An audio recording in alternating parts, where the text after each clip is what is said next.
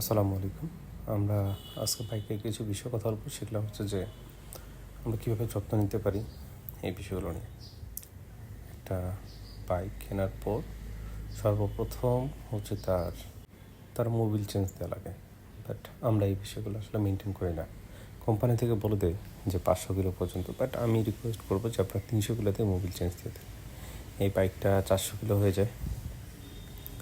তারপরে সার্ভিস সেন্টারে যখন আমি নিয়ে গেলাম মোবিল চেঞ্জ দেওয়ার জন্য, সেই সময় উনি আমাকে জানায় যে ভাই এটার ফার্স্ট সার্ভিস অলরেডি এক্সপায়ার হয়ে গেছে 11 জুন 2026। ভাই কেমনি কি? পরে আমি নিজে অ্যাপসে ঢুকে দেখি যে না, ঘটনা সত্য। তো জাস্ট মোবিল চেঞ্জ দিতে যায়, আমাকে ফার্স্ট সার্ভিস নেওয়া লাগে 400 কিলোতে। বাইকটা খুবই কম রাইড হয়, 1 মাস প্লাস হওয়ার পরও বাইকটা 400 কিলো আপ করতে পারে, মানে 400 কিলো আপে হয় নাই। তো তারপরে বাইকটা সুন্দর মতো সার্ভিস সেন্টারের জন্য সার্ভিসের জন্য রেডি করা হলো। এখানে হচ্ছে খুব একটা কাজ করতে হয়নি, কারণ যেহেতু আমার মনোটনে আমি বেশ কিছু ঝামেলায় পড়ছিলাম এক্সট্রা সার্ভিসের জন্য, তো ওগুলো আমি কোনোটাই করাই নাই বাইকে। এখানে হচ্ছে যে আমরা সর্বপ্রথম হচ্ছে ইঞ্জিন অয়েলটা ফেলে দিই, তারপরে ড্রেন নাটটা আমরা সুন্দর মতো লাগানোর পর আমাদের ইঞ্জিনটা খোলা হয়। এটা হচ্ছে ক্লাস প্লেটের সাইডটা খোলা হয়। তো ক্লাস প্লেটের সাইডটা এখানে হচ্ছে গিয়ার শিফটিংয়ের যে ব্যাপারটা, সেটা স্মুথ করার জন্য ওনারা কিন্তু একটা স্প্রিংয়ে বাড়ি দেয়, যেটা আরও ছোটো হয়ে যায় একটু আকারে।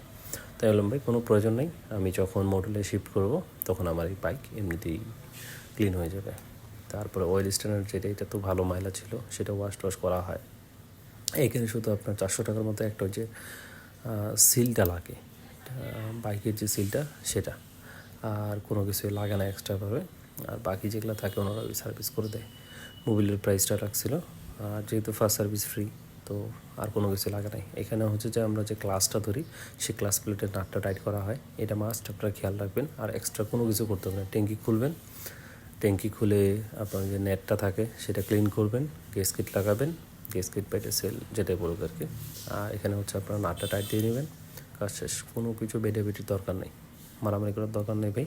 আপনি মোটুলে বা অন্য যখন ফুল সিটি থেকে শিফট করবেন, অটোমেটিক আপনার গিয়ার শিফটিং স্মুথ হয়ে যাবে।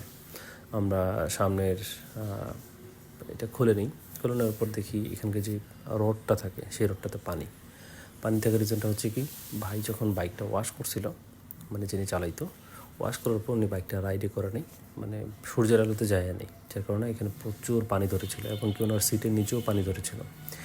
এইভাবে আসলে ওয়াশ করার থেকে না ওয়াশ করাই ভালো। এইভাবে ওয়াশ করলে আপনার মরিচে আসতে বেশি সময় নেবে না। তো আমরা প্রতিটা জিনিস আসলে যতটুকু আমি জানি ততটুকু আমরা সুন্দরভাবে করে দেওয়ার চেষ্টা করছি আর কি ভাইকে। তো এটা খুব ক্লোজ বড় ভাইয়ের আর কি বাইক। তো এটা আসলে আমি নিজের মতো করে কাজ করার চেষ্টা করছি, নিজের বাইক মনে করে। ভাইয়ের 2টা বাইক, প্লাস হচ্ছে ওনার চাকরি বাকরি বা জবের কারণে বা যে কাজটা করে ওনার কারণে উনি এই বাইকের প্রতি আসলে ওইভাবে যত্ন নিতে পারে না। আমি বলবো যে আসলে ভাই প্রতিটি টাকার জিনিস আমাদের যত্ন নেওয়া শিখতে হবে।